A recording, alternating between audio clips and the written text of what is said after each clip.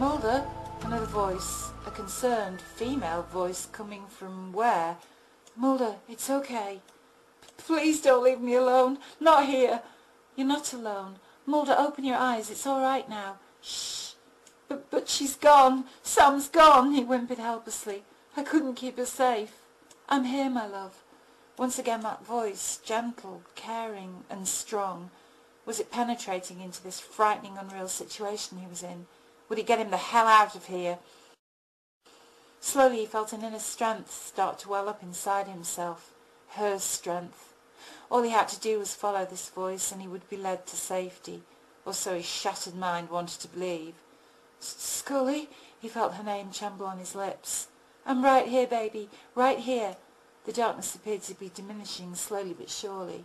Where are you? He stammered. Open your eyes, Mulder. I'm right here. I'm lost, he muttered despairingly. Help me. No, her voice was firm, but oh so gentle. You're okay. It's all going to be okay. Now there was a light. Oh, not again. Please don't let this be a trick. Don't let those Greys return with his sister in tow, just to tease him with such cruelty. He couldn't bear it. But this light seemed different somehow. Softer, warmer, comforting. And there was someone in this radiant glow, or something.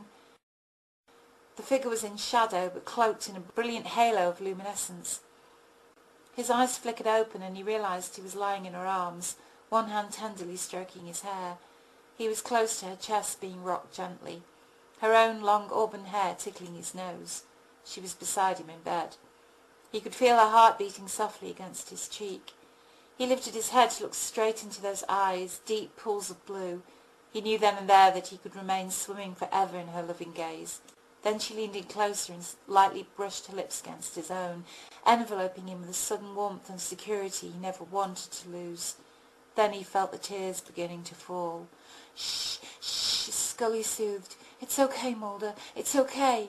It was just a nightmare, that's all. You're safe now. He clung to her, afraid that if he let go she'd disappear out of his life. But that couldn't happen. Not in this lifetime, or any other for that matter. They were kindred spirits, two souls destined to be a part of each other for all of eternity, the truest of lovers.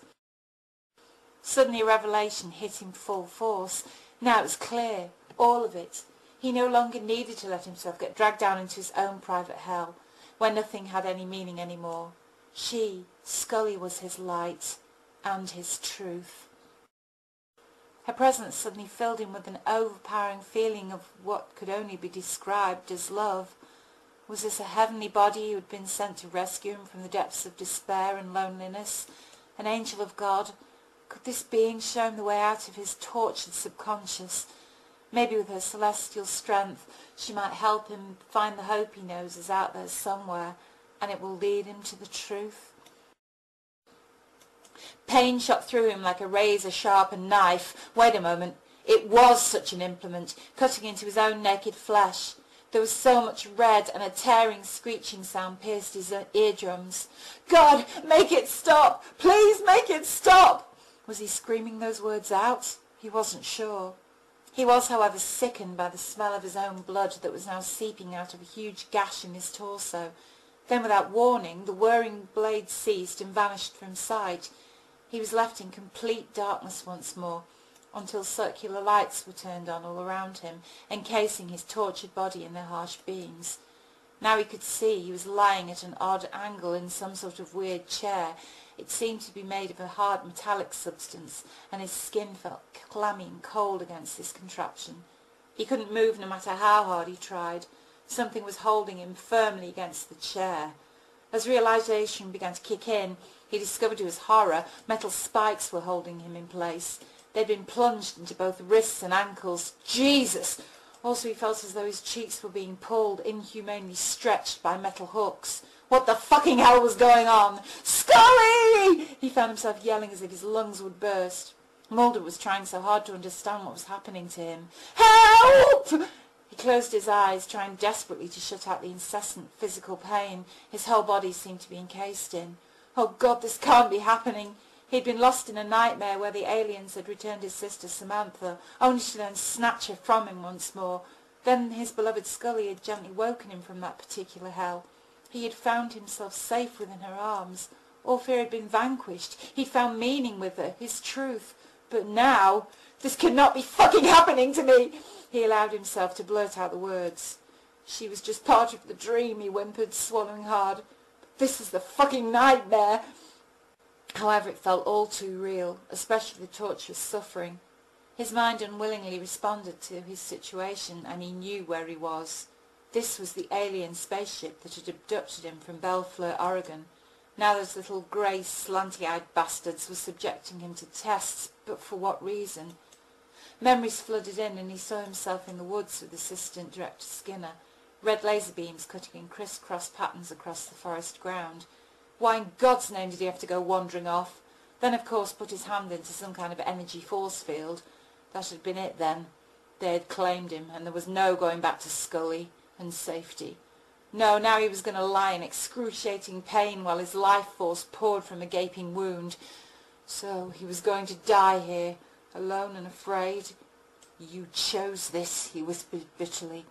Oh yes, he badly wanted to prove the existence of alien life. Well, congratulations, Mulder, he thought. You got your wish, up close and fucking personal. Happy now? Far from it. He could feel hot tears coursing down his cheeks, and didn't try to hold them back. Then his body was convulsing in hard, racking sobs. Fuck aliens, fuck the X-Files, and fuck my sorry existence! Now he so desperately wanted to return to the world he'd first found himself in. Anything was better than the reality he was facing now. Well, hopefully he'd slip into unconsciousness soon. The sooner the better. Surely he'd now lost so much blood he wouldn't stay alive for much longer. Fine! Give me back my nightmare, he mumbled, his voice hoarse from crying. The pain had subsided into a numbness, no feeling at all in his body. Then he felt himself slipping down, down into the blackness. Soon after that his vision faded. Last thing to go was his final thought. Then there was nothing more to worry about after that. Fox! Wake up, Fox! Huh? The voice was shrill but sweet and sounded rather mischievous. A peal of laughter followed. You are so lazy! Slowly he opened his eyes to discover a young girl of about 8 or so smiling down on him. Where am I? You're in bed, butt-munch, she teased. Samantha? But it couldn't be. Come on, Fox, you promised me we'd go to the park today. I did. Slowly raised himself up, then the revelation struck hard. He couldn't have been more than about 12 years of age. What the heck? He was in their bedroom at home in Chilmark, and his sister was right there with him. You were so fast asleep I thought you were dead, she joked. Once again he was trying to put the pieces together and make sense of it all. Once again it was a hopeless task. I must have been dreaming. I'll say, she chirped lightly. You were tossing and turning for ages. It was a scary dream, he replied. A real scary one. Ooh, tell me, she said excitedly, then began bouncing on his bed. He grabbed her arms gently to refrain her from this new game. I can't, Sam. It didn't make much sense. It just felt, I don't know, spooky. Spooky? It had been one of the most frightening dreams he'd ever experienced in his young life, something he didn't want to share with his little sister. But why not? After all, it was only a nightmare. Fox Mulder jumped out of bed and hugged his sister tightly. Okay, Sam, give me a few minutes to get dressed and I'll take you to the park. Oh, goody, she cried. Yeah, it wouldn't look good going out in your PJs, she added with a smirk. As she left the room, he shook his head. Forget it, he told himself. It was only a silly dream. I must have one weird imagination, though, to manifest images like that. He grinned. You really one spooky dude, Fox William Mulder. The mist swirled all around, pulling him into an even darker pit of despair. No, not again, he yelled into the blackness. Let me stay 12. Let me stay with Samantha and take her to the park, please. Almost immediately after he'd spoken those words, there was that piercing bright white light invading his senses once more. Oh, God, don't return her, then take her away again, you cold, unfeeling alien bastards!